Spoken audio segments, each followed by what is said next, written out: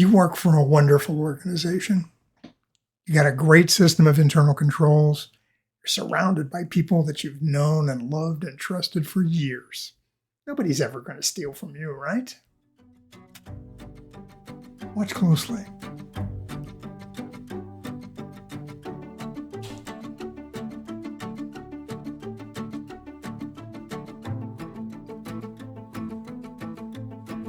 Things aren't always what they seem to be. My name is John Tonsick. I'm a forensic accountant, and I've been helping people prevent, detect, and investigate fraud for nearly 5 decades. I'm also a magician. You may wonder what fraud and magic have in common. Actually, it's a great deal. You see, they both involve lying and cheating. Now, the vast majority of magicians are not fraudsters, but more than a few fraudsters are magicians, and the connection has quite a long history. What you see before you is a 16th century painting by the Dutch artist Hieronymus Bosch. Actually, the original disappeared centuries ago. This is one of 5 copies. It's called The Conjurer, and it depicts a busker performing an effect called the cups and balls. Many magicians believe this to be the oldest magic trick in the world. Now, there's a lot more going on in this scene than a magic trick. If you look carefully, you'll see that one man is paying very close attention to the performance. The man standing behind him is pretending to watch the performer, but he's actually a cut purse, a pickpocket, who's relieving the victim of his valuables. In fact, everyone but the man being robbed is working with the performer. You can see similar scenes played out in real life on street corners around the world every day.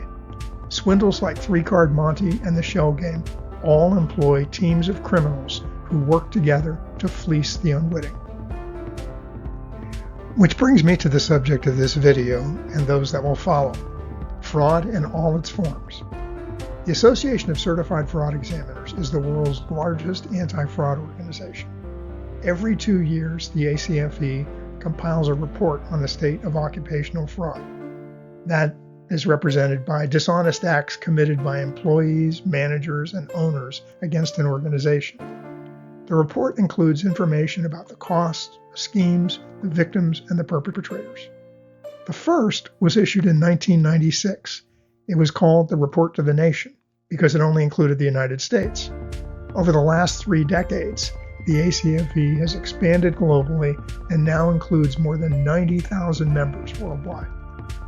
The results of their 2024 worldwide survey included nearly 2,000 actual fraud cases from 133 countries. They caused more than $3 billion in damages. Now, over the last 3 decades, the fraud schemes have remained largely the same, but the methods by which they're perpetrated have changed. Technology is having a tremendous impact, and the velocity is staggering. Here's one thing that hasn't changed much over the years. The consensus of certified fraud examiners is that organizations lose 5% of their revenue to fraud. When applied to the gross world product, that comes to $6 trillion. When you compare it with the gross domestic product of the world's largest economies, it ranks 3rd after the United States and China. Organizational fraud isn't the only threat. Individuals are increasingly victimized by fraudsters who are growing more sophisticated.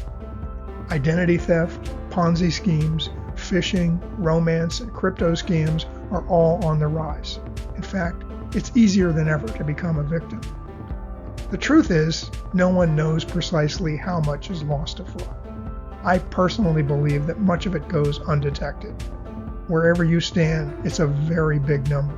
It's growing, and everyone's affected by it. The good news is, there are things you can do to minimize your risk.